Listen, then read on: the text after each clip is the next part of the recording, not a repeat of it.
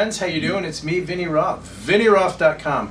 I just want to say thank you so much for all my subscribers, and send me any suggestions that you have, man. I'm having a ball doing this, and I'm learning a lot myself, and I like sharing with you guys. So let me know what else you want to learn, and we'll just take it from there.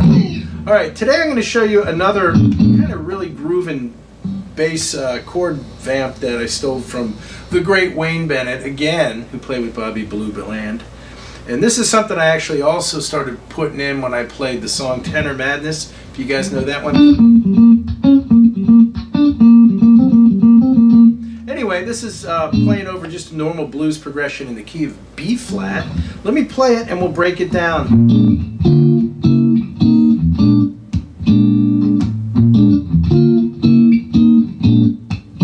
Alright, what we're doing here is we're playing a B flat 7 chord. To me, these are kind of what Freddie Green played when he played with Count Basie. As there was a big orchestra, he didn't want to play a full chord because all the voicings would cancel out and it would sound really cluttered. So he's playing 3-note voicings. In this case, we're playing B flat, the root with your first finger, E string 6th fret, second finger on the D string 6th fret, and then the 7th of the chord, your third finger on the G string 7. So I'm using picked fingers. If you could get away with muting the A string, you could strum, but I'm doing picked fingers. And all these inversions are going to stay on these strings here. We're going to play G, D, and low E. Okay, next part of the chord, I like to slide my third finger so I don't have to pick it up to the G string 10.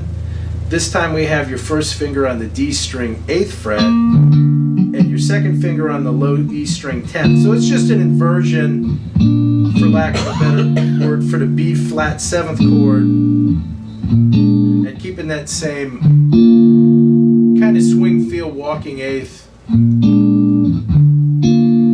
Or you can play them straight too, I guess.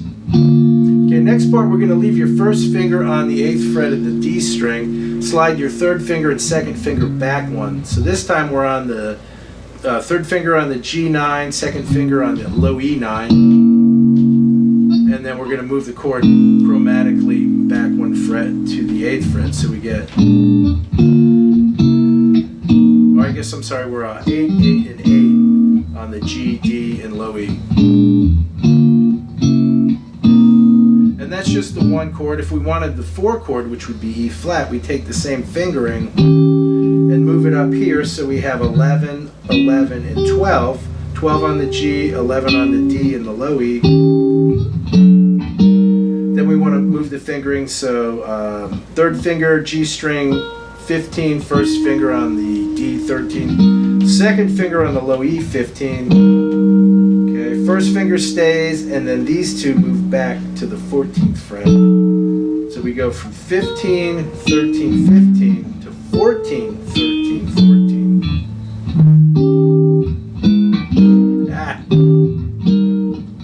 And then finally you can either bar, or I like to use third finger to play the G, D, 13, second finger on the low E string 13. So we get,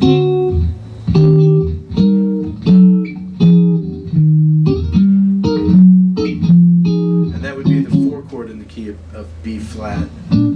So we get,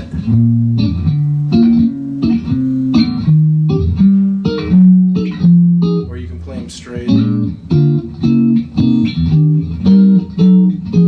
You could go up to F, but the sausage fingers kind of get a little bit muddled there. Plus it gets a little bit ukulele sounding that high up. So I would do this for the turnaround. I would do a 2-5, being 8th fret, C minor 7th arpeggio, or chord, and then drop down and play the 5 chord in the key of B flat, which would be F, and I'm playing just an F9, which is the first 3 strings, 8th fret, first finger on the D string 7, and your second finger on the F root note, 8th fret of the A string. So we get,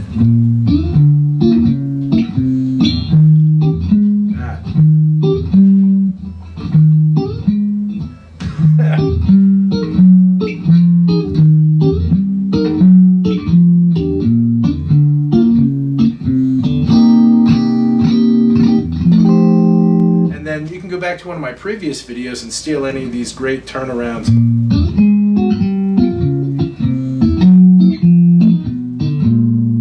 Yeah, that's a nice one. That's what I want.